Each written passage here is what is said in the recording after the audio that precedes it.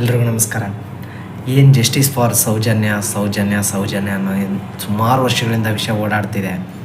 ನೋಡಿ ಸ್ನೇಹಿತರೆ, ಇವತ್ತು ನಮ್ಮ ಪ್ರಜಾಪ್ರಭುತ್ವದಲ್ಲಿ ನಾವು ಅನುಭವಿಸ್ಬೇಕಾಗಿರ್ತಕ್ಕಂಥದ್ದು ಎಷ್ಟರ ಮಟ್ಟಿಗಿದೆ ಅಂತಂದರೆ, ಒಂದು ಹೆಣ್ಣು ಮಗುಗೆ ನ್ಯಾಯ ಕೊಡ್ಸೋಕ್ಕಾಗ್ತಿಲ್ಲ. ಅದ್ರ ಹಿಂದೆ ಎಷ್ಟೋ ಹೆಣ್ಮಕ್ಳು ಕೂಡ ಸತ್ತಿದ್ದಾರೆ, ಬಟ್ ಅದು ಬೆಳಕಿಗೆ ಬಂದಿಲ್ಲ. ಬೆಳಕಿಗೆ ಬಂದು ದಾಖಲೆ ಇದ್ದರೂ ಕೂಡ ಒಂದು ಹೆಣ್ಣು ಮಗುಗೆ ನ್ಯಾಯ ಕೊಡ್ಸೋಕ್ಕಾಗ್ತಿಲ್ಲ. ಅಂಥ ಪರಿಸ್ಥಿತಿ ನಮ್ಮಲ್ಲಿದೆ. ಯಾವುದೇ ಕಾನೂನಾಗಲಿ, ಒಂದು ಸರ್ಕಾರ ಆಗಲಿ, ಒಂದು ನ್ಯಾಯಾಂಗ ಆಗಲಿ, ಮಾಧ್ಯಮಗಳಾಗಲಿ ಯಾವುದೇ ರೀತಿಯ ಕ್ರಮಗಳನ್ನ ಕೈಗೊಳ್ತಿಲ್ಲ. ಹೀಗಾಗಿ ಈ ಪ್ರಜಾಪ್ರಭುತ್ವನ ಅಂತ ಹೇಳ್ಕೊಳ್ಳೋಕ್ಕೆ ನಮಗೆ ನಾಚೆ ಆಗ್ತದೆ. ಯಾಕಂದರೆ ಸರ್ಕಾರಗಳಿರ್ಬೋದು, ರಾಜಕಾರಣಿಗಳಿರ್ಬೋದು, ಏನು ರಾಜಕಾರಣಿಗಳಿದ್ದಾರೆ ನಮ್ಮನ್ನು ಯಾವ ರೀತಿ ಆಳ್ತಾ ಇದ್ದಾರೆ ನೋಡ್ತಾ ಇರ್ಬೋದು. ಅದಕ್ಕೆ ನಾವು ಹೇಳೋದು ಯಾವಾಗಲೇ ಆಗಲಿ, ರಾಜಕಾರಣಿಗಳನ್ನು ಎಲೆಕ್ಟ್ ಮಾಡಬೇಕಾದ್ರೆ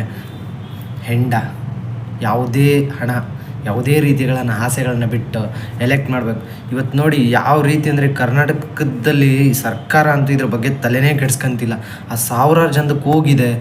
ಆಮೇಲೆ ಯಾವುದೇ ಈ ಥರದ್ದು ಒಂದು ಹೆಣ್ಣು ಮಗು, ಒಂದು ಮಾನವೀಯತೆ ಇಟ್ಕೊಂಡು ಅವುಗಳು ಧ್ವನಿ ಎತ್ತಬೇಕೇ ಹೊರತು ಯಾವುದೇ ರೀತಿ ಧರ್ಮ, ಜಾತಿ ಈ ಥರದ ವಿಷಯಗಳನ್ನ ಸೈಡಿಗೆ ಇಡಬೇಕು ಅಂತ ಹೇಳ್ತಾ, ನಮ್ಮ ಕರ್ನಾಟಕದ ಮಾಧ್ಯಮಗಳಿರ್ಬೋದು ಏನೂ ಯಾವುದೇ ರೀತಿಲಿ ಒಂದೇ ಒಂದು ನ್ಯೂಸ್ ಚಾನಲ್ಗಳು ನೋಡಲಿಲ್ಲ ಫ್ರೆಂಡ್ಸ್. ನಾವು ಯಾಕೆ ಇಷ್ಟರ ಮಟ್ಟಿಗೆ ದರ್ಶನ್ ವಿಚಾರ ಇರ್ಬೋದು, ಮತ್ತೊಬ್ರು ಯಾರೋ ವಿಚಾರಗಳು ಬಂದರೆ ಧ್ವನಿ ಮಾತ್ರ ಈ ಲೆವೆಲ್ಗೆ ಎತ್ತಾರೆ. ಅವರು ಎಲ್ಲೋದ್ರು, ಯಾವ ಸಂಧಿಲಿದ್ದರು, ಏನೇನಾಯಿತು, ಈ ರೇಣುಕಾಸ್ವಾಮಿ ವಿಚಾರದಲ್ಲಂತೂ ಇಷ್ಟರ ಮಟ್ಟಿಗೆ ಧ್ವನಿ ಎತ್ತಿದ್ರು ಮಾಧ್ಯಮದವರು.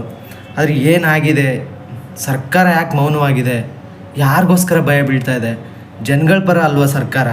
ಹಾಗಾಗಿ ಜನಗಳ ಪರನೇ ಇಲ್ಲ ಅಂದಮೇಲೆ ಈ ಸರ್ಕಾರ ಯಾಕೆ, ಈ ಕಾನೂನು ಯಾಕೆ, ಈ ನ್ಯಾಯಾಂಗ ಯಾಕೆ ಅನ್ನೋ ಪ್ರಶ್ನೆ ಇಲ್ಲಿ ಉಟ್ಕೊತಾ ಇದೆ ಸ್ನೇಹಿತರೆ.